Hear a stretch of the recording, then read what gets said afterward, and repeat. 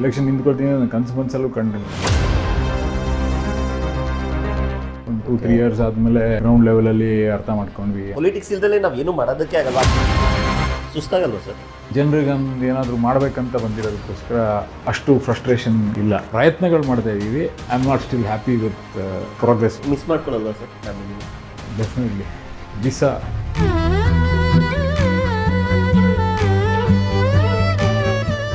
Time ಸೋತ್ ಮೇಲೆ ಏನೆಲ್ಲ ವರ್ಕೌಟ್ ಮಾಡಿದ್ರಿ ಸರ್? ಅಂದರೆ ಹೇಗೆ ಜನರಿಗೆ ಹತ್ರ ಆದ್ರಿ ಅಂತ.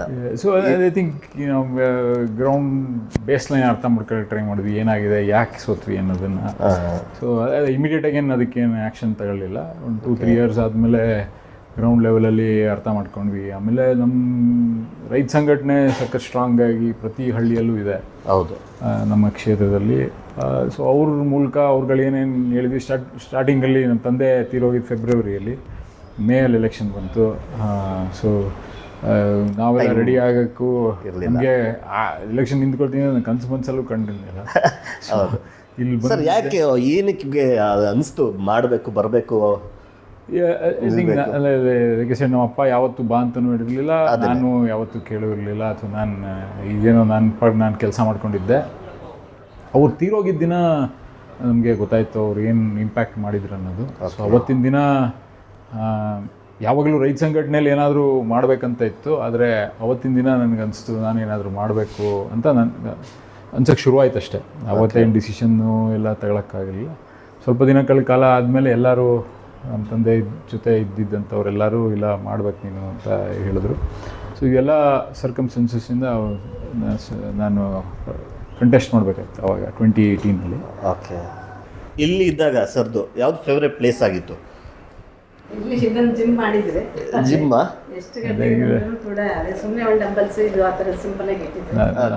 ತಂದೆದು ಅವ್ರದ್ದೇ ಅದೆಲ್ಲ ಇವಾಗಲೂ ಇದೆ?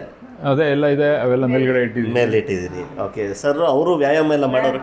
ಅವರು ರೆಗ್ಯುಲರ್, ಎಷ್ಟು ಮಧ್ಯರಾತ್ರಿ 12 ಗಂಟೆಗೆ ಬಂದರೂ ಅವರು ಎಕ್ಸಸೈಸ್ ಮಾಡ್ಬಿಟ್ಟೆ ಮಲ್ಕೋತಾ ಇದ್ದಿದ್ದು. ಅವರು ಅಷ್ಟೇ, ಆದಷ್ಟು ಅವರು ಮನೆಯಿಂದ ಹೊರಗೇನೆ ಇದ್ದಿದ್ದು. ನಾವೆಲ್ಲ ನೋಡಿದ್ ಬರೀ ಟಿವಿಗಳಲ್ಲಿ, ಅದು ಪ್ರೊಟೆಸ್ಟ್ಗಳಲ್ಲಿ. 50 ವರ್ಷ ಆಯ್ತು ಈಗ ಹೋದ್ವಾರಕ್ಕೆ ನಮ್ಮ ಮದುವೆಗೆ. ಹೆಚ್ಚು ಕಡಿಮೆ ಒಂದು 10 ವರ್ಷ ಇದ್ರೇನು ಅಷ್ಟೇ ನಮ್ಮ ಜೊತೆ. ಟೈಮ್ ಎಲ್ಲ ಹೊರಗಡೆ ಅವರು. ಬಟ್ ಎಷ್ಟೊತ್ತಿದ್ರು ಅಷ್ಟೊತ್ತು ಇಲ್ಲಿ ಪ್ರೆಸೆಂಟ್ ಆಗಿರ್ತಾ ಇದ್ರು. ಪ್ಲಸ್ ಖುಷಿಯಾಗಿರೋರು. ಎಲ್ಲದಕ್ಕಿಂತ ಹೆಚ್ಚಾಗಿ ಅವ್ರು ಎಲ್ಲಿ ಹೋಯ್ತಾರೆ ಅಲ್ಲೆಲ್ಲರೂ ಖುಷಿಯಾಗಿರೋರು. ಅಂದರೆ he use to light up the room. ಈ ಹೋರಾಟಗಳು ಅಂತ ಬಂದಾಗ ನಾನು ಈಗಿನ ಕಾಲದ ಅಂದರೆ ಈ ಪ್ರೆಸೆಂಟ್ ಸಿಚುವೇಶನ್ ಅಲ್ಲಿ ಈ ಹೋರಾಟಗಳು ಯಾಕೋ ದಾರಿ ತಪ್ಪಿದ್ಯಾ ಅಂತ ಅನ್ನಿಸ್ತಾ ಇಲ್ವಾ? ಐ ಥಿಂಕ್ ಅವಾಗ ಇದ್ದಂಗೆ ಇದ್ದಿದ್ದಂಥ ಸಮಸ್ಯೆಗಳು ಬೇರೆ, ಇವಾಗಿರೋ ಸಮಸ್ಯೆಗಳು ಬೇರೆ. ಸ್ವಲ್ಪ ಮಟ್ಟಿಗೆ ಇನ್ನೂ ಇದೆ ಅವೆಲ್ಲ. ಅದು ಹಳೆಯ ಸಮಸ್ಯೆಗಳು ಇನ್ನೂ ಇದೆ. ಬಟ್ ಅಂದರೆ ಅವರೆಲ್ಲ ನಿಜವಾಗ್ಲೂ ಆ ಲೆವೆಲಲ್ಲಿ ಹೋರಾಟ ಇವಾಗ ನಡೀತಾ ಇಲ್ಲ. ನನಗೆ ಈ ಪೊಲಿಟಿಸೈಸ್ಡ್ ಆಗ್ಬಿಟ್ಟಿದೆ. ಯಾಕೆಂದ್ರೆ ಒಂದು ಬಣದಿಂದ ಒಬ್ರು ಬರ್ತಾರೆ, ಒಂದಷ್ಟು ಜನ ಬಂದು ಪ್ರೊಟೆಸ್ಟ್ ಕೂತ್ಕೋತಾರೆ. ಅಂದ್ರೆ ಈಗಿನ ಪ್ರೆಸೆಂಟ್ ಸಿಚುವೇಶನ್ ಅಲ್ಲಿ ಇನ್ನೊಂದು ಪಕ್ಷದವರು ಒಂದಷ್ಟು ಜನ ರೈತರು ಬರ್ತಾರೆ, ಅವ್ರು ಪ್ರೊಟೆಸ್ಟ್ ಮಾಡ್ತಾರೆ. ಅಲ್ಲಿ ಬೇಕಾಗಿರೋದು ಏನು ಅನ್ನೋದೇ ನಮಗೆ ದ್ವಂದ್ವ ಆಗ್ತಾ ಇದೆ ಅಂತ ಅನ್ನಿಸ್ತಾ ಇಲ್ವಾ? 100%. ನಾನು ಇದನ್ನು ನಾವೇ ಇಂಟರ್ನಲಿ ಹೇಳಿದ್ದೀನಿ. ಓಕೆ, ಇದ್ರ ಬಗ್ಗೆ ನಾವು ಗಮನ ಹರಿಸ್ಬೇಕು. ಏಕೆಂದರೆ ನಾವು ಒಂದು ಇಶ್ಯೂ ತೊಗೊಂಡ್ರೆ ಅದನ್ನ ಎಂಡ್ವರೆಗೂ ತೊಗೊಂಡೋಗ್ಬಿಡ್ಬೇಕು.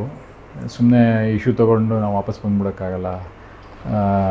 ಏನೇ ಇದ್ದರೂ ಈಗ ಸರ್ಕಾರದ ಮಟ್ಟದಲ್ಲಿ ನೆಗೋಷಿಯೇಟ್ ಮಾಡಬೇಕಾ, ಇಲ್ಲಿ ನೆಗೋಷಿಯೇಟ್ ಮಾಡಬೇಕಾ, ಯಾವ ಥರ ನೆಗೋಷಿಯೇಟ್ ಮಾಡಿ ಅದನ್ನು ಸಾಲ್ವ್ ಮಾಡಬೇಕಂತ ಹಿಂದೆ ಹಂಗೆ ನಡೀತಾ ಇತ್ತು. ಒಂದು ವಾರ ಆಗಲಿ 10 ದಿನ ಆಗಲಿ ಅವರು ಕೂತ್ಕೊಂಡು ಅದನ್ನು ಸಾಲ್ವ್ ಮಾಡಿಕೊಂಡು ಬರೋಂಥದ್ದಿತ್ತು. ಇವಾಗ ಅದು ಸ್ವಲ್ಪ ಕಮ್ಮಿ ಆಗಿದೆ. ಅದನ್ನು ನಾವು ಇನ್ನೂ ಸರಿಪಡಿಸ್ಕೊಂಡು ಹೋಗ್ಬೇಕಾಗಿರೋಂಥದ್ದು ನಮ್ದೆಲ್ಲರ ಜವಾಬ್ದಾರಿ, ನಂದೂ ಸೇರಿದಂಗೆ. ಈ ಕಾಲೇಜ್ಗಳಲ್ಲಿ 2 ಬಣಗಳಾಗ್ತವೆ, ಅಲ್ಲೂ ಪೊಲಿಟಿಕ್ಸ್ ಇಲ್ದಿರೋ ಕ್ಷೇತ್ರನೇ ಇಲ್ಲ ಅಂತ ಅನಿಸ್ತಾ ಇದೆ. ಸೊ ಇದ್ರ ಬಗ್ಗೆ ನಿಮ್ಮ ಅಭಿಪ್ರಾಯ ಏನು ಸರ್? ಇದ್ರ ಪೊಲಿಟಿಕ್ಸ್ ಇಲ್ದಲೇ ನಾವು ಏನೂ ಮಾಡೋದಕ್ಕೆ ಆಗಲ್ವಾ? ಇನ್ಕ್ಲೂಡಿಂಗ್ ಫಾರ್ಮಸಿ ಈ ಥರ ಆಗ್ಬಿಟ್ರೆ ನಮಗೆ ಅದು ನಾವು ಬೇಕಾಗಿರೋದು ಸಿಗುತ್ತೆ ಅಂತ ಅನಿಸುತ್ತಾ ನಿಮಗೆ? ಕಲ್ಚರಲಿ ನಾವು ನಿಮ್ಗೆ ಗೊತ್ತಿರೋ ನಮ್ಮ ದೇಶದಲ್ಲಿ ವಿರ್ ಆಲ್ ಐಡಲ್ ವರ್ಷಿಪರ್ಸ್. ನಮ್ಮದು ದೇವರುಗಳೆಲ್ಲ ಮೂರ್ತಿಗಳು. ಸೊ ಯಾಕೆ ನನಗೂ ಇದೇ ಕ್ಯೂರಿಯಾಸಿಟಿ ಇತ್ತು. ಸೊ ನಾನು ರಿಸರ್ಚ್ ಮಾಡಿದೆ ಯಾಕೆ ಹಿಂಗೆ ಅಂತ. ಸೊ ಅವಾಗ ಅದರಲ್ಲಿ ನನಗೆ ಅರ್ಥ ಆಯಿತು, ಯಾಕೆ ಐಡಲ್ ವರ್ಷಿಪ್ ಮಾಡ್ತೀವಲ್ಲ ನಾವು, ಅದನ್ನು ಈ ಒಂದು ಏನಾಗುತ್ತೆ ಇಶ್ಯೂಗಿಂತ ಈಗ ನಾವೇ ಗೆದ್ದಿದ್ದೀವಿ, ನಮ್ಮನ್ನು ಬೇರೆ ಥರ ನೋಡ್ತಾರೆ. ಸೊ ಅದನ್ನು ನೋಡಿ ನಮಗೆ ಅಭ್ಯಾಸ ಆಗಿರ್ತದೆ. ಸೊ ಯಾವಾಗ ನಾವು ಕೆಳಗಿಳಿತೀವಿ ಆಗ ನಮಗೆ ನೋಡೋಕ್ಕಿಲ್ಲ ಅಂದರೆ ನಮ್ಗೆ ಬೇಜಾರಾಯ್ತದೆ. ಅದಕ್ಕೆ ನಾನು ಇನ್ನೊಂದು ಬಣ ಕಟ್ಕೊಯ್ತೀನಿ. ಓಕೆ, ಆಯ್ತಲ್ಲ. ಸೊ ಬಟ್ ಏನಂದರೆ ನಾವು 2 ವರ್ಷ 3 ವರ್ಷ ನಾವು ಅಧ್ಯಕ್ಷರು ಉಪಾಧ್ಯಕ್ಷರು ವಾಟೆವರ್ ಏನಾದರೂ ಆಯ್ತೀವಿ, ಇಳಿದ್ಬಿಟ್ಟು ಆಮೇಲೆ ರೆಗ್ಯುಲರಾಗಿ ನಾವು ಕೆಲಸ ಹಿಂದೆ ಯಾವ ಥರ ನಡ್ಕೊಂಡು ಹೋಗ್ತಾ ಇದ್ವಿ ಕಾರ್ಯಕರ್ತರಾಗಿ, ಆ ಥರ ಕೆಲಸ ಮಾಡ್ಕೊಂಡು ಹೋಗೋದು ಇಷ್ಟ ಆಗಲ್ಲ ಎಷ್ಟೊಂದು ಜನಕ್ಕೆ. ಈ ಕಾರ್ಪೊರೇಟಲ್ಲಿ ನಿಮಗೆ ಕಾರ್ಪೊರೇಟ್ ಲ್ಯಾಡರ್ ಇದೆ. ಸೊ ಇವು ಅಧ್ಯಕ್ಷರಾಗಬೇಕು, ಆಮೇಲೆ ಗೌರವ ಅಧ್ಯಕ್ಷರು, ಡಿಸ್ಟ್ರಿಕ್ಟ್ ಲೆವೆಲ್ಲು, ಈ ಥರದ್ದು ಆಸ್ಪಿರೇಷನ್ಸು ಇರುತ್ತೆ ಎಲ್ಲರಿಗೂ. ಓಕೆ, ಈ ಥರ ಲ್ಯಾಡ್ರ್ ಹತ್ತಬೇಕು ಅನ್ನೋದು. ಅದ್ರ ಜೊತೆಗೆ ನನಗನ್ಸೋದು ಮೇಯ್ನಾಗಿ ಇಶ್ಯೂ ಮೇಲೆ ನಾವು ಕೆಲಸ ಮಾಡಬೇಕು. ಇನ್ನೊಂದೇನಂತ, ಈಗ ಮೇಲ್ಕೋಟೆ ಕ್ಷೇತ್ರ ನಿಮಗೆ ಪ್ರವಾಸಿ ತಾಣ ಇದೆ ಮೇಲ್ಕೋಟೆ. ಸೊ ಇದ್ರ ಅಭಿವೃದ್ಧಿಗೆ ಏನಾದರೂ ಪ್ಲ್ಯಾನ್ಸ್ಗಳಿದೆಯಾ?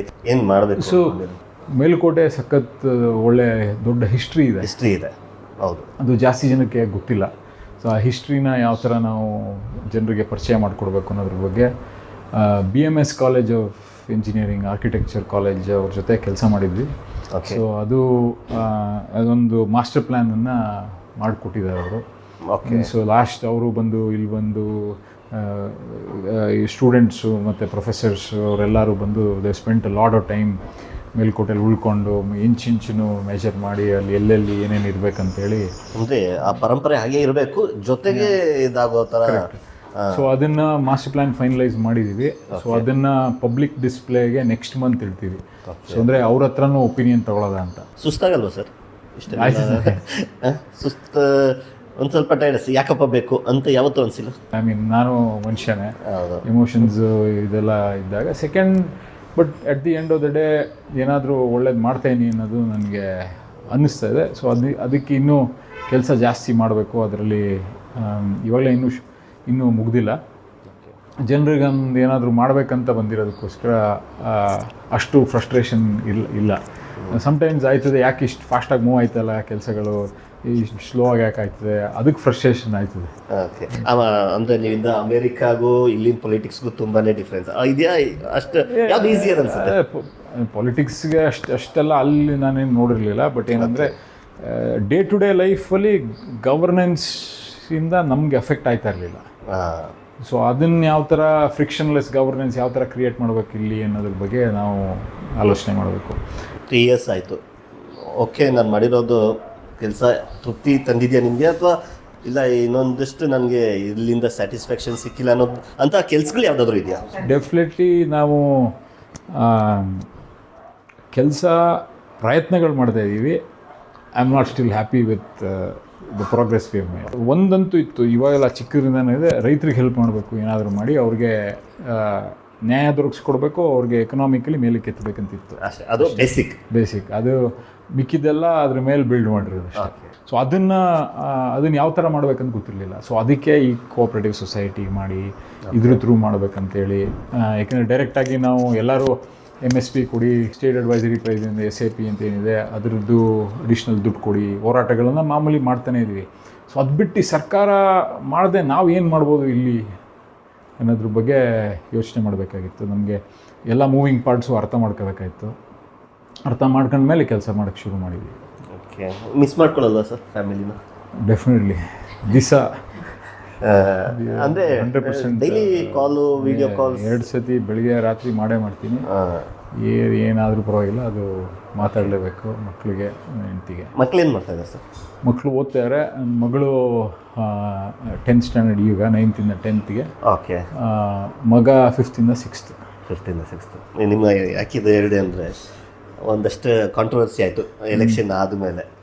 ಸೊ ಅದನ್ನು ಕೇಳಬಾರ್ದಿತ್ತು, ಬಟ್ ಯಾಕೆಂದರೆ ಫ್ಯಾಮಿಲಿ ಮ್ಯಾಟರ್. ಆದ್ರೂ ಒಂದಷ್ಟು ಇಶ್ಯೂಸ್ ಬಂತು. ನೀವು ಅವಾಗಲೂ ಹೌದು ನಾನು ಹೋಗಿದ್ದು ಇಲ್ಲಿರಬೇಕಾಯ್ತು ಅಂತ ಅದಕ್ಕೋಸ್ಕರ ಒಂದು ಕ್ಲಾರಿಫಿಕೇಷನ್ಗೋಸ್ಕರ ಹೆಸರಿಗೆ ಒಂದ್ಸರಿ ಹೋಗಿ ಬರ್ತೀರಾ ಸರ್?